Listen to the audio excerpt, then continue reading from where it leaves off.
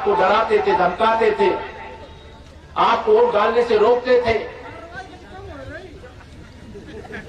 अभी चुनाव आयोग की कार्रवाई हो रही है। केवल इतना जरूर मैं कह दे रहा हूं, जो गुंडाई करे जरा उसकी सूची बना के रखना। सांसद जी को दे देना, चाहे हमारे जिलाध्यक्ष जी को दे देना, चाहे क्षेत्रीय अध्यक्ष जी को दे देना, गुंडागर्दी नहीं चलेगी। अब वो जमाना चला गया।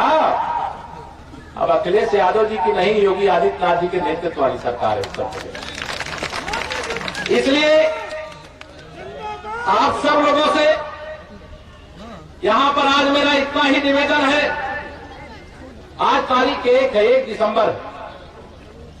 कितना समय बचा है वोट डालने के लिए? केवल 3 दिन बचा। मैं एक निवेदन करूं, मेरी बात मानोगे आप लोग? केवल आपको ही नहीं, आपकी आने वाली पीढ़ियों की सुरक्षा की गारंटी इस बात पर होगी कि आज से लेकर के 4 तारीख तक तो प्रचार करिए दमखम के साथ। आप सब लोग रघुराज साक्य बन जाइए। आप सब लोग प्रत्याशी की तरह घर घर जाइए, क्योंकि लोकसभा का प्रत्याशी सब जगह पहुंच नहीं सकता है, पहुंचना चाहे तो भी नहीं पहुंच सकता। आप सबको प्रत्याशी की तरह लोगों के बीच में जाकर के वोट मांगने का काम करना है। 3 दिन का समय दोगे? दोनों हाथ उठाओ। देखो, मुझसे जो वादा करना उसे आप निभाना, और जो मैं आपसे वादा कर रहा हूं उसे मैं निभाऊंगा, ये आपको भरोसा दिला करके जा रहा हूं। 3 दिन तक लगातार प्रचार की बागडोर आप अपने हाथों में ले लीजिए, और 5 दिसंबर को सुबह 6 बजे से ही मतदान केंद्र पर अपनी लाइन लगा लीजिए।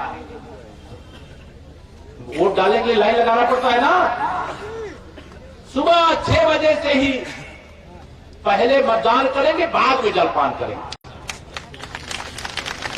यह तय करके जाइए, और 5 तारीख को ईवीएम मशीन को कमल के फूल से लबालब कर दीजिए,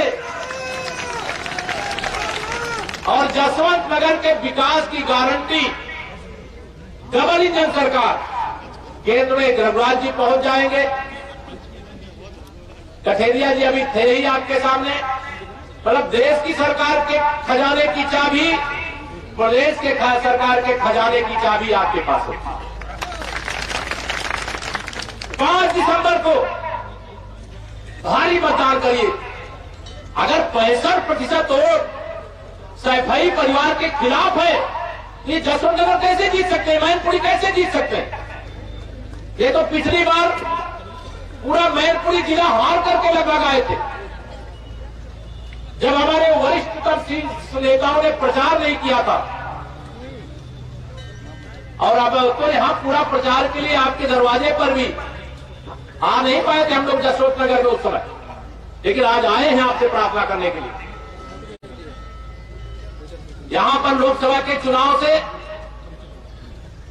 सांसद बनने के बाद आप रघुराज साक्य जी को तो मिल सकते हो, क्या डिंपल यादव से भी मिल सकते हो? क्या दोनों हाथ उठाकर तो मिल सकते हो? क्या उनके पति अखिलेश यादव जी से मिल सकते हो? क्या उनके चुनावी चाचा शिवपाल सिंह से मिल सकते हो? क्या अब पता नहीं ये लोग जेल न चले जाए, फिर आपको जेल मिलने जाना पड़ेगा।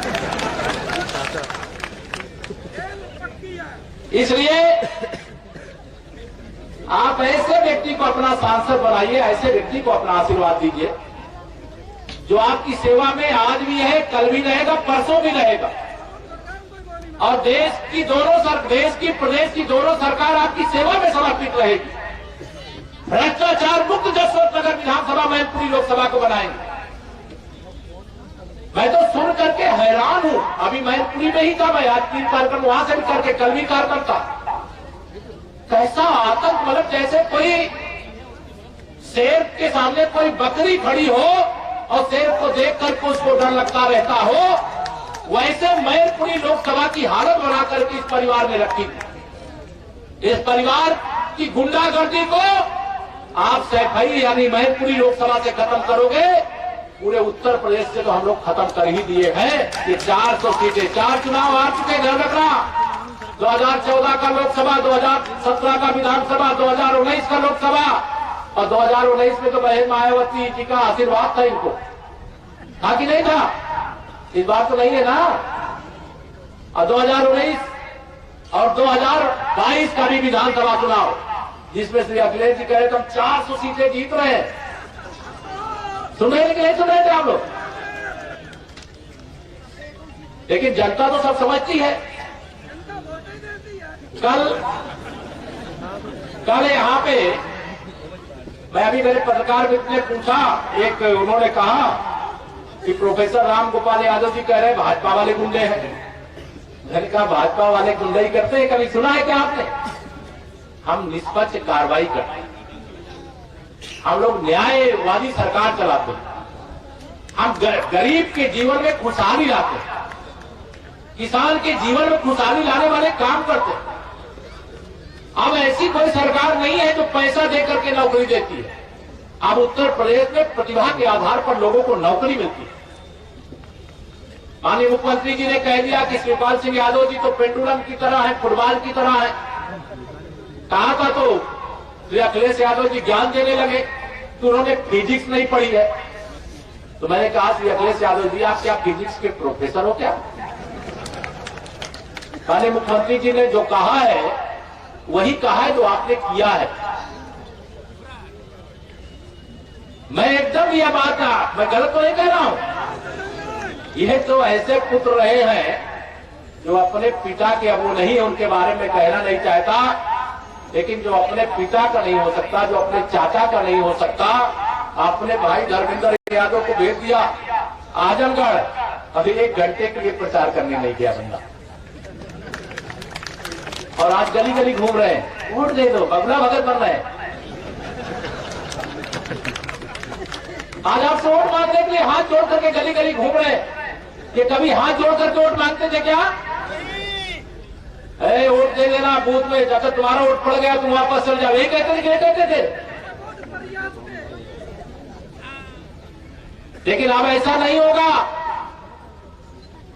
अब चुनाव आयोग से हम लोगों ने भी, हमारी पार्टी ने भी मांग की है कि एक एक मतदाता को निर्भीक होकर के निष्पक्ष वोट पड़े, चुनाव आयोग इसकी व्यवस्था कराए। अब जब व्यवस्था कराने लगता है तो इनको लगता है कि अरे हमारी जो व्यवस्था थी उसके विरोध में काम हो रहा है। गुंडों के खिलाफ, अपराधियों के खिलाफ, बूथ कब्जा करने वालों के खिलाफ कार्रवाई करना ये गलत है क्या? गलत है? बताओ, गलत है? अब जब सही कार्रवाई हो रही है जिनको दर्द हो रहा है, ये कह रहे हैं कि भारतीय जनता पार्टी की सरकार है, ये पुलिस प्रशासन का दुरुपयोग कर रहे हैं। मैंने कहा आपने असली चरित्र अपना बता दिया। आप जब सत्ता में थे तो कन्नौज लोकसभा से अपनी पत्नी यही डिंपल यादव जी को निर्विरोध सांसद बनवाया था, याद है आप लोगों की? नहीं।